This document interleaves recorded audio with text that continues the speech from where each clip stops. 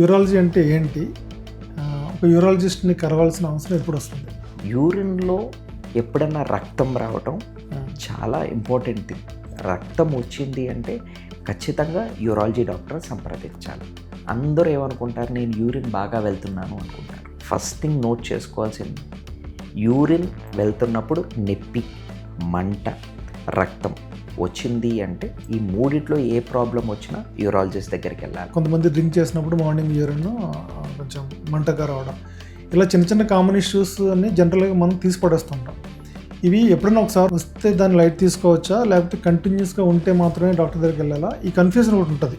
మీరు ఎప్పుడు డాక్టర్ దగ్గరకు వస్తారు? మీకు ఏ ప్రాబ్లం అన్నా బాదర్సమ్గా ఉండి మిమ్మల్ని ఇబ్బంది పెడుతుందంటేనే డాక్టర్ దగ్గరకు వస్తారు. ఒక రోజులో వచ్చి తగ్గిపోయేదానికి మీరు డాక్టర్ దగ్గరికి రారు కదా. ద సేమ్ థింగ్, ఏదన్నా ఇష్యూ మిమ్మల్ని ఇబ్బంది పెడుతుంది ఖచ్చితంగా రండి. అది ఒక రోజైనా 2 రోజులైనా. ఖచ్చితంగా హ్యూమన్ బాడీకి ఇంత వాటర్ అవసరం అనేది ఉందా? ఇది కనుక సరిగ్గా తీసుకోకపోతే దానివల్ల యూరినరీ ఇన్ఫెక్షన్స్, ఈ ఇష్యూస్ రావడం ఉంటుందా? Yes, what you said was one of the major issue. Adequate hydration. మన బాడీ అంతా ఉంది ఫ్లూయిడ్స్తోనే. అందరూ బ్లడ్ అంటారు కానీ body is made up of only fluids. Water ఈ టైంలో తీసుకోవాలి, ఈ టైంలో తీసుకోవద్దు అనేది ఉంటుందా? కొంతమంది మార్నింగ్ లేవగానే 1 లీటర్ వాటర్ తాగండి ఇది అంటారు. లేదంటే నీకు ఎప్పుడు దాహం వేస్తుందో అప్పుడు వాటర్ తాగ సరిపోద్ది. No, nothing like that. మీరు depending upon how your what is your, మీరు చేస్తున్న వర్క్ బట్టి ఎడిక్వేట్ హైడ్రేషన్ పెట్టుకోవడం మంచిది. మీరు మార్నింగ్ లేవగానే ఒకసారి 1 లీటర్ తాగాల్సిన అవసరం. You can take some 2 to 3 cups of water. While you're doing work also you keep a glass of water కానీ ఒక బాటిల్లో వాటర్ పెట్టుకుని if you start hydrating yourself. మీరు అందరూ అనుకుంటారు ఈ ఫుడ్ తింటేనే ఆరోగ్యం ఉంటుంది అనుకుంటారు కానీ మంచినీళ్ళలో ఉండే ఆరోగ్యం, it hydrates your body, it filtrates your organs. నీ యూరిన్ చెప్పేస్తుంది నువ్వు ఎంత హెల్తీగా ఉన్నావో ఎంత అన్హెల్తీగా ఉన్నావు అనేది అంటారు. ఈ యూరిన్ కలర్ని బట్టి, స్మెల్ని బట్టి దానికి సంబంధించి రిలేటెడ్గా ఉండే ఇష్యూస్ ఏముంటాయి? Yes, very good. Normal urine white కలర్లో ఉంటుంది. మీకు అదే యూరిన్లో స్మెల్ వస్తుంది అనుకోండి, ఇన్ఫెక్షన్ ఉన్నట్టు తెలుస్తుంది. అదే డార్క్ ఎల్లోగా వచ్చింది అనుకోండి, హైడ్రేషన్ తక్కువగా ఉన్నట్టు అనిపిస్తుంది. పబ్లిక్ టాయిలెట్స్ యూజ్ చేయాల్సిన అవసరం ఉంటుంది. ఆఫీస్ అవ్వచ్చు, మాల్స్ అవ్వచ్చు, ఏదైనా ట్రావెలింగ్లో ఉన్నప్పుడు బయట అవ్వచ్చు. వీటి వల్ల ఎక్కువ యూరినరీ ఇన్ఫెక్షన్స్ వచ్చే ఛాన్సెస్ ఉంటాయి అంటారు. అది నిజమేనా? కాదండి, ఎక్కువసేపు యూరిన్ హోల్డ్ చేసుకోవటం వల్లే యూరినరీ ట్రాక్ట్ ఇన్ఫెక్షన్స్ ఎక్కువ వస్తాయి. ఇప్పుడు మీరు చెప్తున్న కండిషన్లో జెంట్స్ అంటే ఏదో ఒక స్పేస్ చూసుకుని ఇంట్లో లేకపోయినా బయట ఉన్నప్పుడైనా ఏదో విధంగా యూరిన్ చేయడం అనేది జరుగుతుంది. లేడీస్కి చాలా ఇబ్బంది కదా, వాళ్ళు చాలాసేపు ఆపుకుని ఉండాల్సి వస్తుంది. మళ్ళీ ఇంటికి వెళ్ళే వరకునో ఏదైనా సేఫ్ ప్లేస్ దొరికే వరకునో. మరి వాళ్ళకి సొల్యూషన్ ఏంటి? ఖచ్చితంగా ఆడవాళ్ళకి తరచూ యూరినరీ ట్రాక్ట్ ఇన్ఫెక్షన్స్ ఎక్కువ వచ్చే అవకాశం ఎక్కువ ఉంటుంది. ఎందుకంటే ఆడవాళ్ళు ఎక్కువసేపు యూరిన్ హోల్డ్ చేసుకుని ఉంచుతూ ఉంటారు. లేదా కాన్స్టిపేషన్ అంటే మోషన్ సరిగ్గా వెళ్ళకపోవడం వల్ల ఆడవాళ్ళకి ఈ మోషన్ ప్యాసేజ్, పిల్లలు పుట్టే ప్యాసేజ్ అండి, అలాగే మన యూరినరీ ప్యాసేజ్ దగ్గరగా ఉండటం వల్ల బ్యాక్టీరియా మైగ్రేట్ అయ్యి మల్టిప్లై అవ్వటం స్టార్ట్ అవుతుంది. అందుకని you should not hold urine, you should avoid constipation.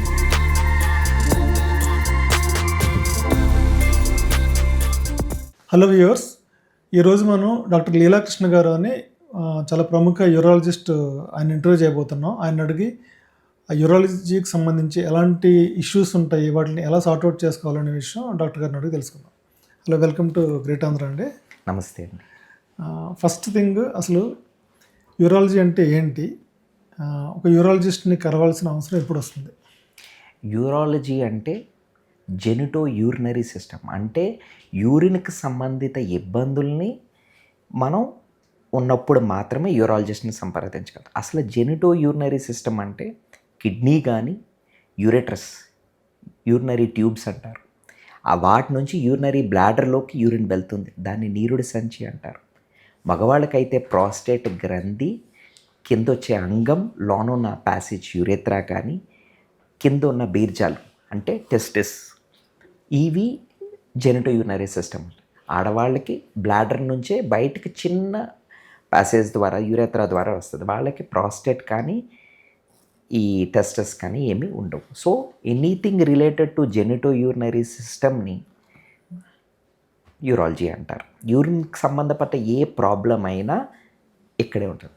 ఇప్పుడు యూరిన్ సంబంధించి మనం జనరల్గా చూసే ఇష్యూస్ ఏంటంటే ఏదైనా మంట రావడం, లేకపోతే ఏదైనా బీర్జాల్లో అట్లా కొంచెం పెయిన్ వచ్చినట్టు ఉండడం, ఇలా చిన్న చిన్న ఇష్యూలు చూస్తుంటాం కదా. ఇవేనా లేకపోతే సీరియస్ ఇష్యూస్ ఏమన్నా ఉంటాయా?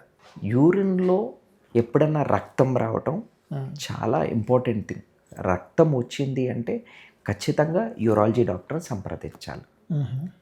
అలాగే యూరిన్లో రక్తం కంటిన్యూస్గా పడుతున్నా, కొంచెం పడినా, ఎక్కువ పడినా, తక్కువ పడినా, that was really A concerned issue.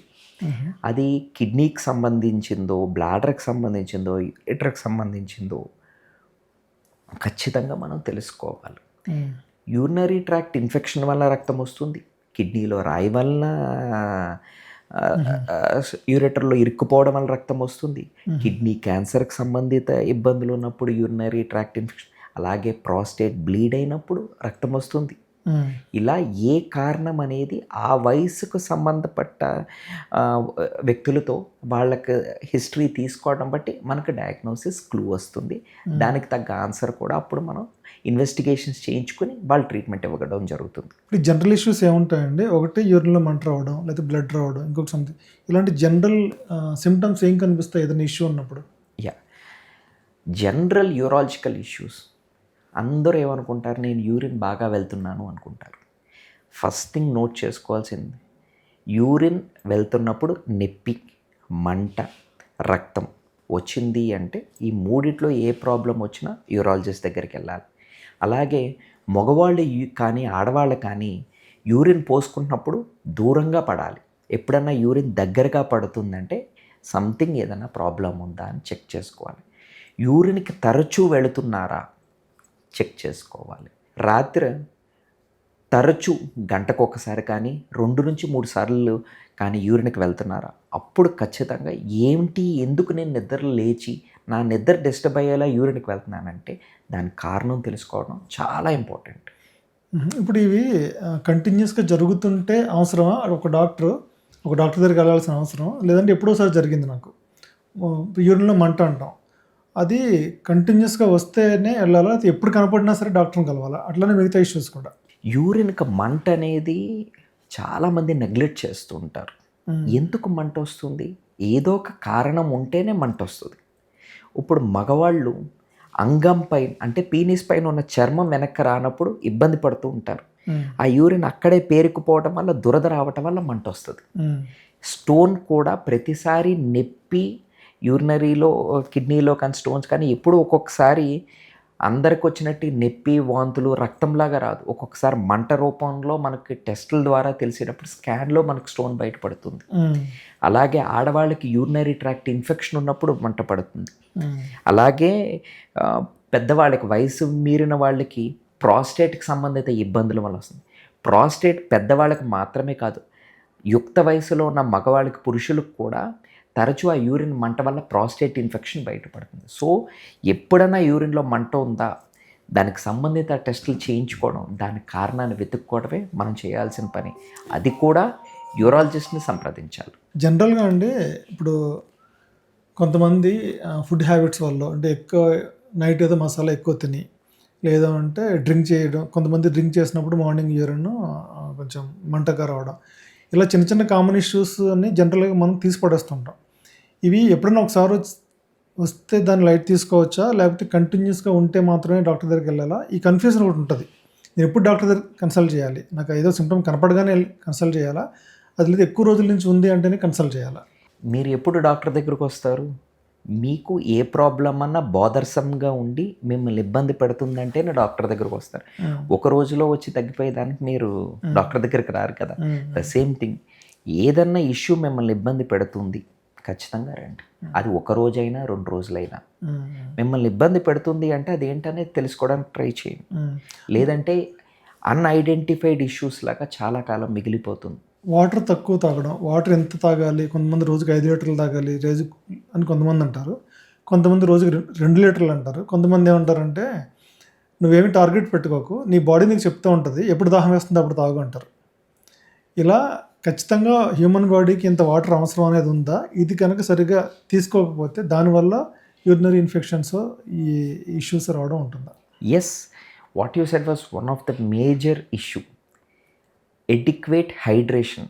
మన బాడీ అంతా ఉంది ఫ్లూయిడ్స్తోనే. అందరూ బ్లడ్ అంటారు కానీ body is made up of only fluids. ఆ సర్క్యులేషన్ నడిచేదే మనకి ఈ ఫ్లూయిడ్స్ ద్వారా. మీరు ఎప్పుడన్నా చూడండి, మీరు కళ్ళు తిరిగి పడిపోయినప్పుడు ఎవరిని ఏదైనా పెడతారా? కాదు. ఒక గ్లాస్ ఆఫ్ వాటర్ ఇస్తారు, లేదా కొబ్బరి నీళ్ళు ఇవ్వండి అంటారు. ఏంటి? They are trying to hydrate you. So any time for any age group hydration is very much necessary. ఇప్పుడు ఫర్ ఎగ్జాంపుల్ మీరు నెక్స్ట్ క్వశ్చన్లో అడిగారు ఎంత వాటర్ తాగాలి అని. మీరు అన్నం మీ కడుపుకి ఎంత సరిపోతుందో అంతే తినగలుగుతారు. నేను ఎక్కువ పెడితే మీకు ఏమవుతుంది? వాంతి అవుతుంది. అదేవిధంగా మీరు ఎంత తాగాలో అంతే తాగాలి. అది ఎలా క్యాలిక్యులేట్ చేసుకోవాలి అంటే మీ బాడీ వెయిట్ తెలుసుకోవాలి first. For example if I am 100 kgs, 1 ml per KG body weight అంటారు. ఓకే. అంటే సో 100 kgs అంటే 100 ml per 1 hour. So 24 hours ఎంత? 2400. So finally how much you are requiring? 2.5 liters. That's it. Maximum ఒక మనిషి అంటే ఒక younger age group నుంచి ఒక వరల్డ్ ఎవరు తీసుకున్నా 2.5 to 3 liters is an adequate water. Hydration తీసుకుంటే necessary. You need not drink 4 liters, 5 liters, 6 liters. నీ కిడ్నీ ఫిల్టరేషన్ ఎంత సహాయపడుతుందో అంతే మీరు తాగితే సరిపోతుంది. జనరల్గా 60 kilo 70 kilo ఉన్నవాళ్ళు మీరు అన్నట్టు 1.5 liter 2 liters to 2.5 liters is adequate for any person. అది ఇది కూడా అండి. ఇప్పుడంటే కొత్తగా చెప్తున్నారు తప్ప వాటర్ ఈ టైంలో తీసుకోవాలి, ఈ టైంలో తీసుకోవద్దు అనేది ఉంటుందా? కొంతమంది మార్నింగ్ లేవగానే 1 liter వాటర్ తాగండి ఇది అంటారు.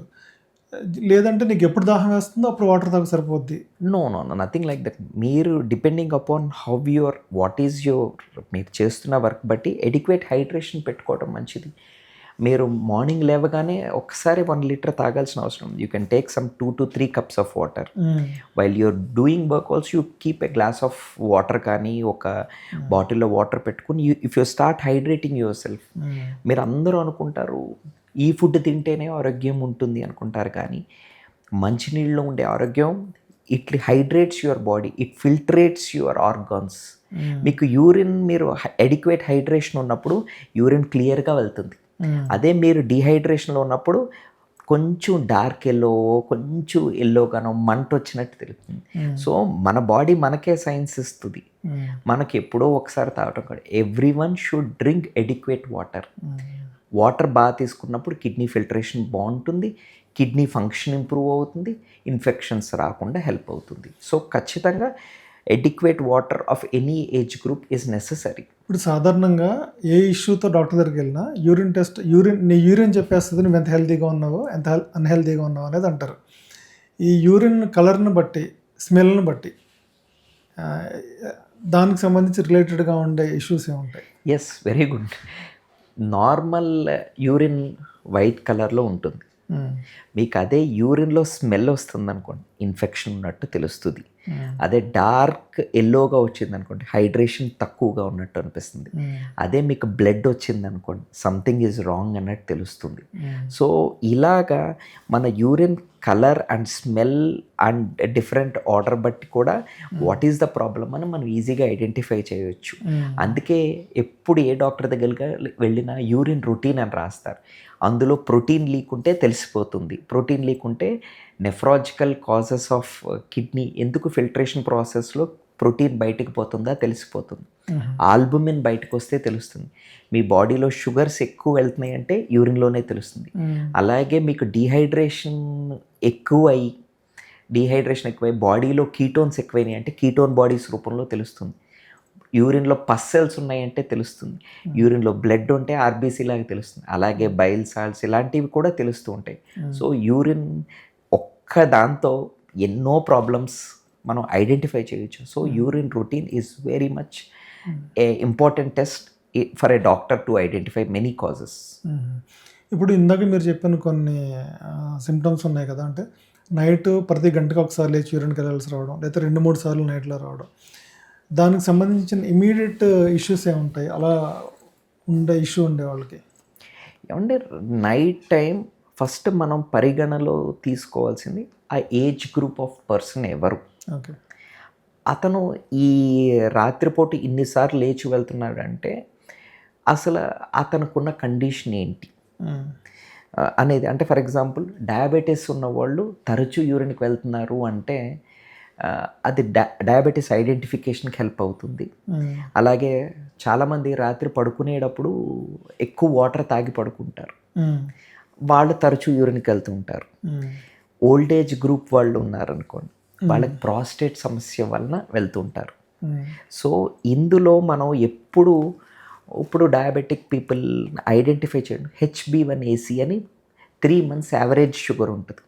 అలాగే యూరిన్ రొటీన్, ఈ ర్యాండమ్ బ్లడ్ షుగర్తో షుగర్ కంట్రోల్ లేకపోవటం వల్ల తరచూ యూరిన్కి వెళ్తున్నారు అని ఒక ఐడెంటిఫై చేయొచ్చు.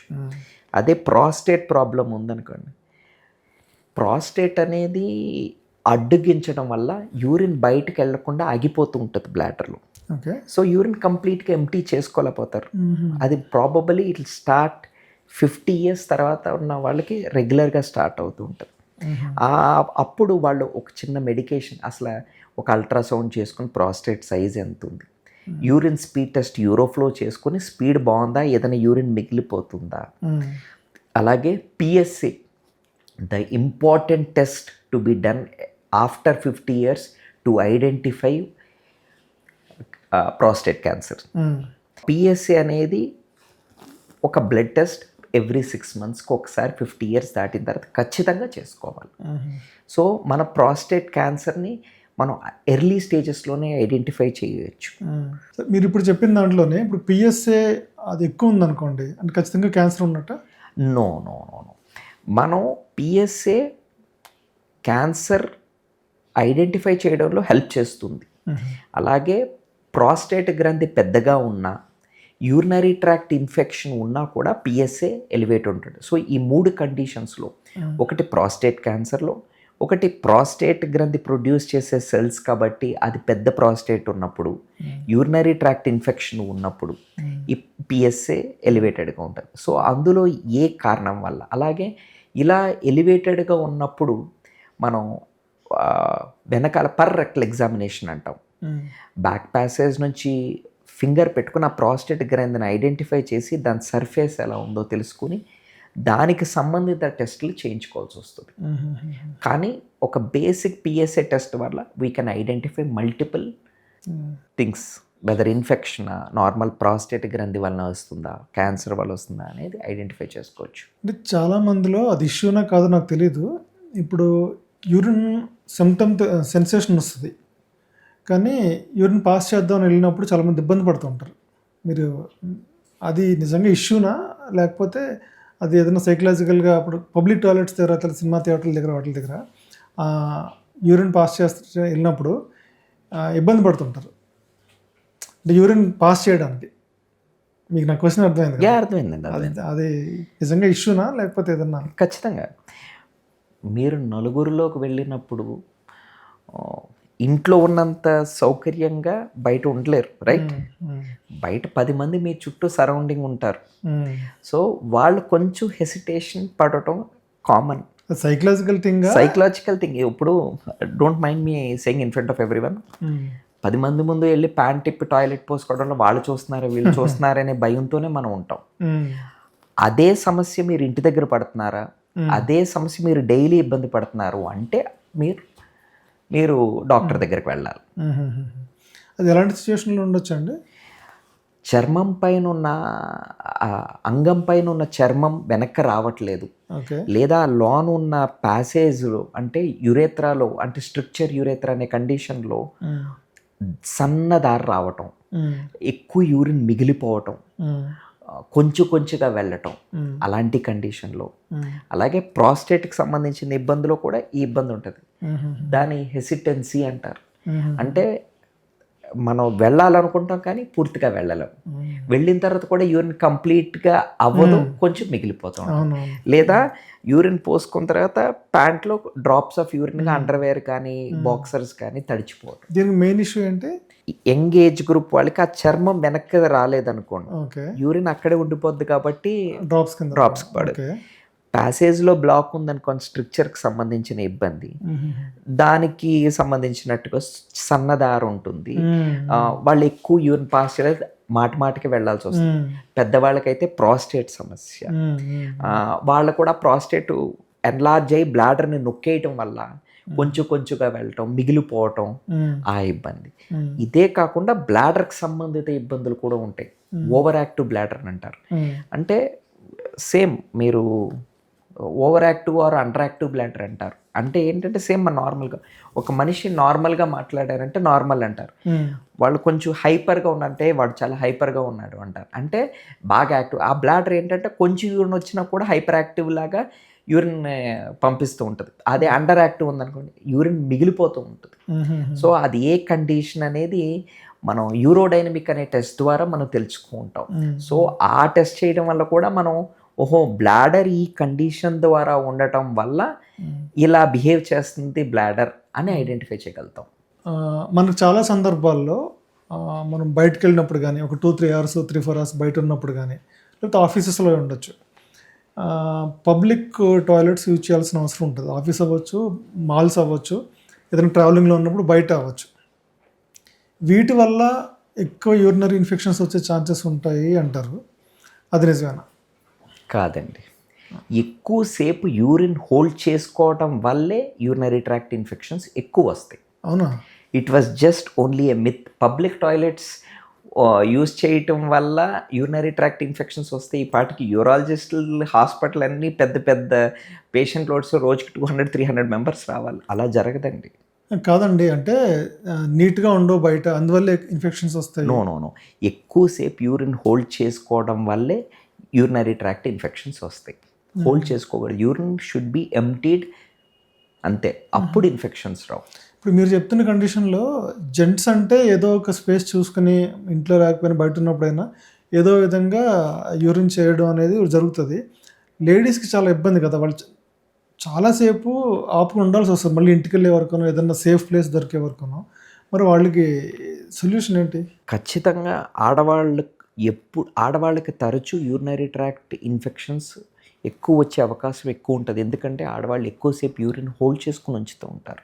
లేదా కాన్స్టిపేషన్ అంటే మోషన్ సరిగ్గా వెళ్ళకపోవడం వల్ల ఆడవాళ్ళకి ఈ మోషన్ ప్యాసేజ్, పిల్లలు పుట్టే ప్యాసేజ్ అండ్ అలాగే మన యూరినరీ ప్యాసేజ్ దగ్గరగా ఉండటం వల్ల బ్యాక్టీరియా మైగ్రేట్ అయ్యి మల్టిప్లై అవ్వటం స్టార్ట్ అవుతుంది. అందుకని you should not hold urine, you should avoid constipation, adequate hydration and frequently emptying the urine are the most important things for the ladies to take care of their health.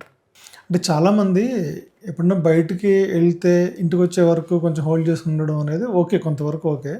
చాలామంది ఆఫీసుల్లో staff, IT ఆఫీసులో చేస్తున్న కూడా చాలామంది office toilets కూడా use చేయడానికి చాలామంది ఇష్టపడట్లా.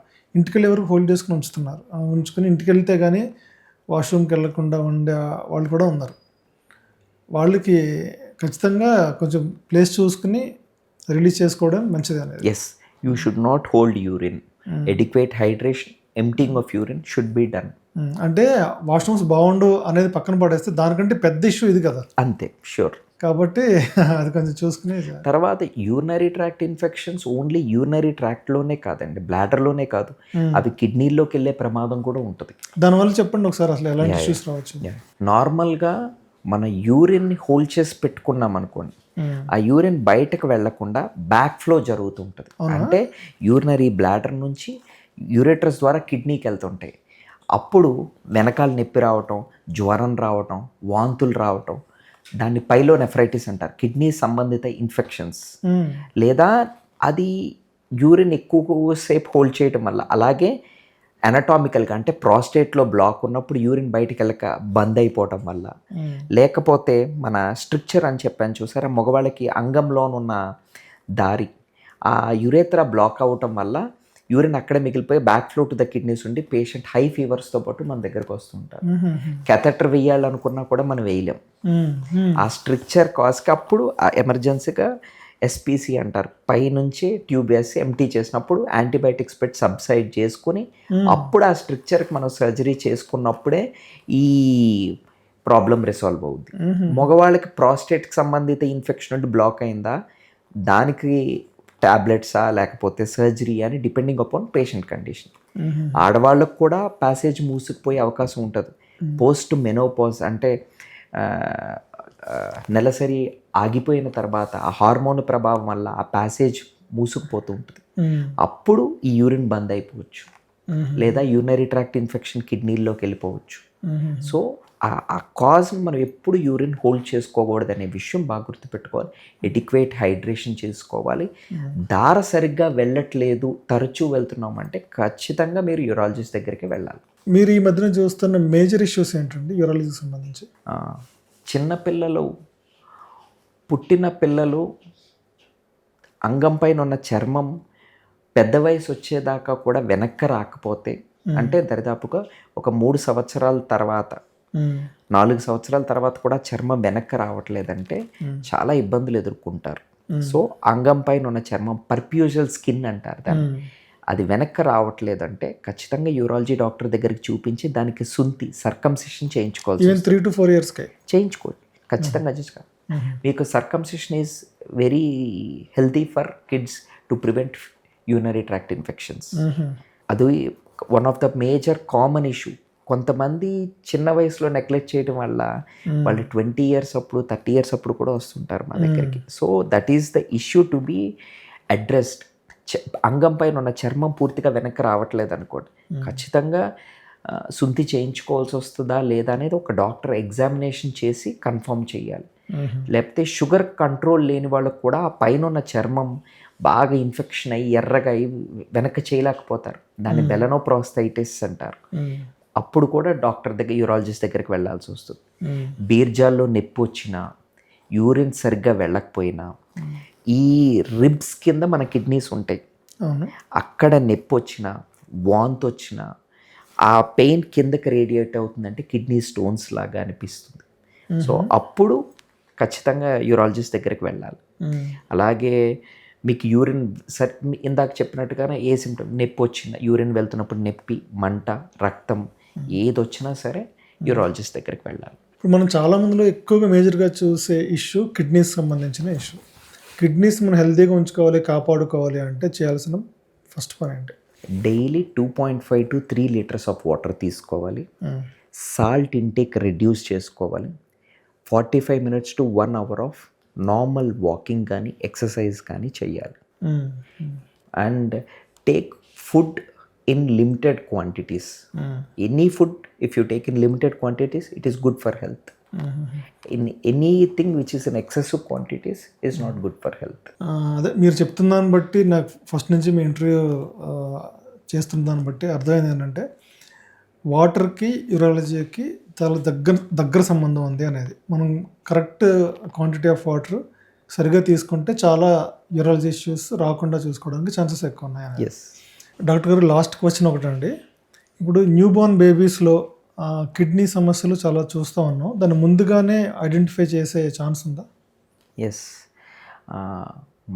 బిడ్డ తల్లి కడుపులో ఉన్నప్పుడే మనం రెగ్యులర్ ట్రైమిస్టర్ యాంటీనేటల్ స్కాన్స్ అంటారు, 3వ నెల, 6వ నెల, 9వ నెల స్కాన్స్ చేస్తున్నప్పుడు కిడ్నీస్ ఎలా ఉన్నాయి కూడా మనకి ఒక అవగాహన, అంటే యాంటీనేటల్ హైడ్రోనెఫ్రోసిస్ అంటారు. బిడ్డ కిడ్నీలు కొంచెం వాపు ఉన్నవని, కంజెంటల్ అనామలీస్ ఉన్నాయని, మనకి మిగతా అబ్నార్మాలిటీస్ ఎలా ఉన్నావు, కిడ్నీ సంబంధిత ఇబ్బందులు కూడా మనం అప్పుడే ఐడెంటిఫై చేయొచ్చు. కొన్ని బేబీ పుట్టిన తర్వాత తాత్కాలికంగా సెట్ అయిపోతాయి. అలా సెట్ అయిపోయేవి మనం కొన్ని అబ్జర్వ్ చేస్తాం. అలా అవ్వనివి మనం వెంటనే అడ్రస్ చేసుకొని ఎప్పుడు దానికి తగిన ఇన్వెస్టిగేషన్స్ చేయించుకొని ట్రీట్ చేసుకోవాల్సి వస్తుంది. అంటే మీరు అంటే 3-4 months బేబీ 3-4 months టైంలో కూడా స్కాన్ ద్వారా తెలుస్తుంది కిడ్నీ కండిషన్ ఏంటనేది. 3-4 months కాదండి, పర్సిస్టెంట్ స్కాన్స్లో మనకు తెలుస్తుంది. ఎప్పుడైతే మనకు హార్ట్ బీట్ ఇవన్నీ స్టార్ట్ అయినప్పుడు ఆ బేబీ స్కాన్స్, మనకి బేబీ వెయిట్ ఎలా ఉన్నారు ఇలా చూసినప్పుడు హార్ట్తో పాటు మన కిడ్నీస్ కూడా తెలుస్తాయి. అలాగే మనం ఈ యాంటీనేటల్ హైడ్రోనెఫ్రోసిస్ అంటే నార్మల్గా పోస్టీరియర్ యూరిథ్రల్ వాల్వ్స్ అంటారు. అంటే ఆ యూరిన్ బయటకు వచ్చే ద్వారం దగ్గర బ్లాక్ ఉంటే ఈ 2 పక్కల యాంటీనేటల్ బైలాటరల్ ఈ యూరినరీ బ్లాడర్ నుంచి పైకి వెళ్ళేదంతా వాపుగా కనపడుతుంది. సో అలాంటి బేబీస్కి పుట్టిన 2వ రోజే ఆ పోస్ట్ యూరెథరల్ వాల్ ఫల్గరేషన్ చేసేస్తారు, అప్పుడు బేబీ యూరిన్ బాగా పాస్ చేస్తారు. సో ఆ కండిషన్స్ అన్ని ఈజీగా మనం ఐడెంటిఫై చేయగలుగుతాం. అలాగే కిడ్నీస్ చిన్నగా ఉన్నాయా, అలాగే పుట్టిన బేబీస్ని ఎప్పుడూ అందరూ గుర్తుపెట్టుకోవాల్సింది బీర్జాలు అంటే టెస్టిస్ కరెక్ట్గా స్క్రోటంలో ఉన్నాయా లేవా అనేది మనం చూసుకోవాలి. అంటే ఏంటండి? ఇప్పుడు మగవారికి 2 టెస్టిస్ ఉంటాయి కదా, 2 బీర్జాలు. ఆ బీర్జాలు కిందున్న స్క్రోటంలోకి దిగినయా లేవా అంటారు. ఎప్పుడన్నా ఈ టెస్టిస్ కానీ పుట్టిన బేబీకి ఆ స్క్రోటం అంటే కింద చూసారా ఎంటీగా ఉందా, ఆ పైన ఎక్కడుందా అనేది చూసుకోవాలి. దాన్ని బట్టి మనం అది రెగ్యులర్ అబ్జర్వేషన్లో పెడితే కొంతమందికి విత్ ఇన్ గ్రోయింగ్ ఏజ్లోనే కిందకు వచ్చేస్తుంది. అలా రావట్లేదు అంటే then you should consult a urologist. దాన్ని అన్డిసెండెడ్ టెస్టిస్ అంటారు. అంటే నార్మల్గా మనకి టెస్టిస్ బీర్జంలోనే ఉంటుంది అనుకుంటారు, కానీ నెల అంటే బిడ్డ కడుపులో ఉన్నప్పుడు 3వ నెలకి ఇక్కడ నుంచి 4వ నెలకి ఇక్కడికి, కింద 5వ నెలకి ఇంగ్వైనల్ రీజన్ అలా కిందకి దిగుతూ 6th మంత్కి 7th మంత్కి అలా వస్తూ 9th మంత్ అయ్యేవాడికి మాత్రమే స్క్రోటం దగ్గరకు వస్తాయి. అన్డిసెండెడ్ టెస్టిస్ అంటారు. నార్మల్గా మన పుట్టుకతో మన పుట్టిన మగపిల్లలకి ఆ 2 టెస్టిస్ కింద ఉండాలి, అంటే స్క్రోటం బీర్జంలో ఉండాలి. అవి ఆ సంచిలో లేనప్పుడు మనం అది ఎక్కడుంది అనేది ఐడెంటిఫై చేసుకోవాలి, డిపెండింగ్ అపాన్ ఎక్కడ లొకేషన్ బట్టి. అప్పటికే అది కిందకి రాలేదంటే యూరాలజిస్ట్ని సంప్రదించి అన్డిసెండెడ్ టెస్టిస్ని మళ్ళీ తీసుకొచ్చి స్క్రోటంలో పెడతారు. దాన్ని ఆర్కియోపెక్సీ అంటారు. థ్యాంక్ యూ సో మచ్ అండి. మనం నెక్స్ట్ ఎపిసోడ్లో కొంచెం డీప్గా మన సబ్జెక్ట్ వైజ్ కొన్ని టాపిక్స్ మాట్లాడదాం. Thank you so much. Thank you అండి.